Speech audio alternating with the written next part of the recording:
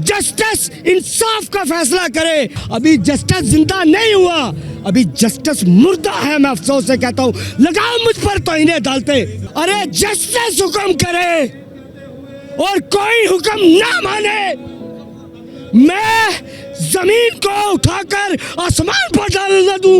अल्लाह की कुर्सी पर बैठता है जस्टिस। अरशद के घर में आंसू है, कातल की आंख में लाली है। अगर मुझे जस्टिस मिलेगा तो मैं समझूंगा कि मैं आज़ाद हो गया। जब तक मुझे जस्टिस नहीं मिलता मैं कैद हूं, मैं कभी आज़ाद नहीं, चाहे हुक्मरान मेरा सगा बाप ही क्यों नहीं। ये चीफ जस्टिस साहब के लिए कोई पैगाम लेकर आए समर भाई? पहले चीफ जस्टिस साहब के पैगाम की तरफ चलेंगे और फिर आगे मूव ऑन करेंगे। सबसे पहले तो मैं अपने पैगाम का हवाला देता हूँ। मैं चीफ जस्टिस साहब को पैगाम नहीं दे रहा, मैं जस्टिस को पैगाम दे रहा हूँ, क्योंकि चीफ जस्टिस साहब एक फ़र्द है, कुर्सी पर बैठे हैं और मेरे मुल्क में तो कोई चीफ जस्टिस है ही नहीं, इसलिए पैगाम दे रहा हूँ।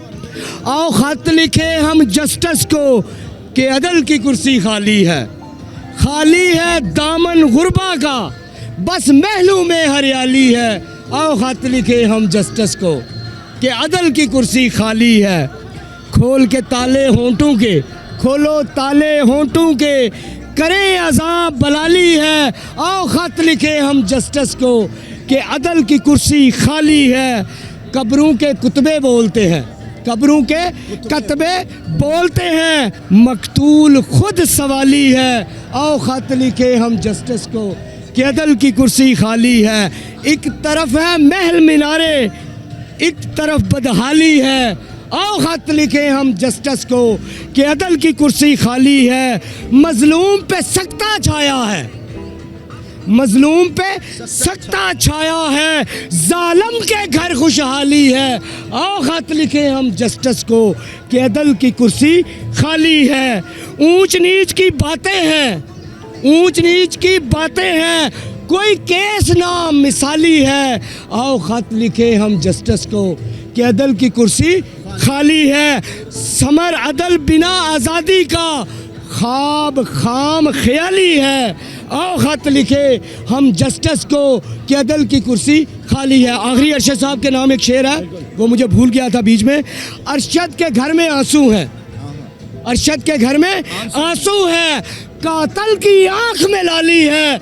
आओ ख़त लिखे हम जस्टिस को कि अदल की कुर्सी खाली है। आप लोगों ने तो खत लिख लिख के जस्टिस को जगा दिया कि उठ खड़े हो इंसाफ के लिए, लेकिन जो एफआईआर दर्ज की गई वो अपनी मुद्दत के अंदर उन्होंने दर्ज की और जो चाहते थे उस एफआईआर के अंदर दर्ज किया गया। वो बूढ़ी वालदा जो व्हील चेयर पर बैठकर अदालत के दरवाजे खटखटा रही है कि खुदारा हमें इंसाफ दे, उस बेचारी का क्या कसूर है?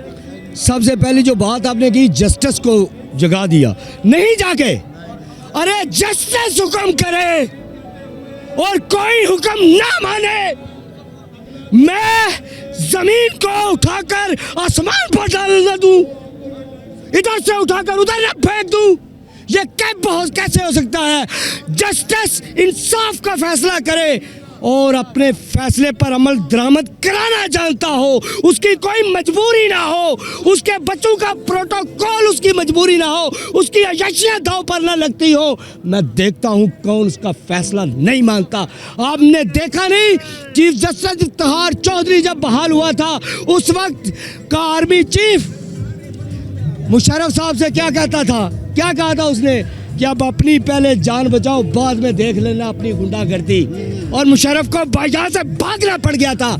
अभी जस्टिस जिंदा नहीं हुआ, अभी जस्टिस मुर्दा है। मैं अफसोस से कहता हूँ, लगाओ मुझ पर तौहीन अदालतें। जस्टिस जिस दिन इस बच्चे को मिलेगा, जहाँ फकीर को मिलेगा, उस दिन कहना कि जस्टिस जिंदा है। ये सब मिल मिला कर चलते। मुझे आप ये तो बताएं, उधर से जस्टिस साहब कहते हैं, अदालत कहती है, आम जज आपका कहता है पुलिस की गवाही नहीं मानते, उधर पुलिस वालों को बचाने भी आ जाते हैं। क्या आपने देखा नहीं?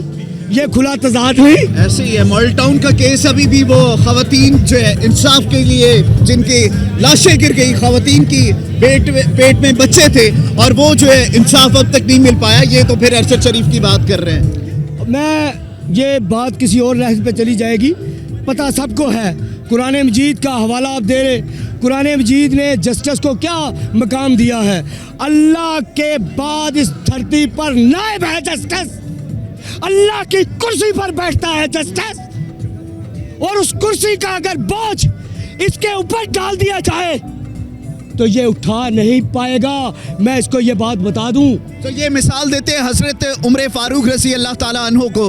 वो तो कहते हैं कि कुत्ता भी जो मर गया भूख की वजह से उसका जिम्मेदार मैं हूँ, तो फिर कौन जिम्मेदार है इसका? अरशद शरीफ के कत्ल का कौन जिम्मेदार है? कप्तान की जो कुर्सी बेहक छीनी गई उसका जिम्मेदार कौन है? कौन लोग हैं? जिम्मेदार तो बहुत हैं, लेकिन मेरी हर बात का जो मुद्दा है वो जस्टिस पर है। क्यों? मैं ये देखता हूँ, आप आज़ादी की इमरान खान साहब बात करते हैं, मैं आम लोगों से सवाल भी करता हूँ और मैं आपको जवाब भी आज देता हूँ। आज़ादी को मापने का पैमाना क्या है? लोग पूछते हैं, सहाफ़ी पूछते हैं, आज़ादी आप किससे मांग रहे हैं? मैं ये बताता हूँ आपको, आज़ादी को मापने का पैमाना है जस्टिस। अगर मुझे जस्टिस मिलेगा तो मैं समझूंगा कि मैं आज़ाद हो गया। जब तक मुझे जस्टिस नहीं मिलता मैं कैद हूँ, मैं कभी आज़ाद नहीं हूँ, चाहे हुक्मरान मेरा सगा बाप ही क्यों नहीं। ये कहते हैं काफर की हुक्मरानी हो तभी आप कैद हैं, नहीं, तारीख गवाह है, यजीद काफर नहीं था, और भी बहुत से मुस्लिम हुक्मरान गुजरे जो कि काबज रहे, लोगों को गुलाम बनाकर रखा उन्होंने। बात आ जाके ख़त्म होती है जस्टिस की। इमरान खान कल वज़ीर आज़म बन जाता है, लेकिन मुझे इंसाफ नहीं मिलता तो मैं यही समझूंगा कुर्सी चेंज हुई, चेहरा चेंज हुआ, निज़ाम वही है, आज़ाद मैं नहीं हुआ।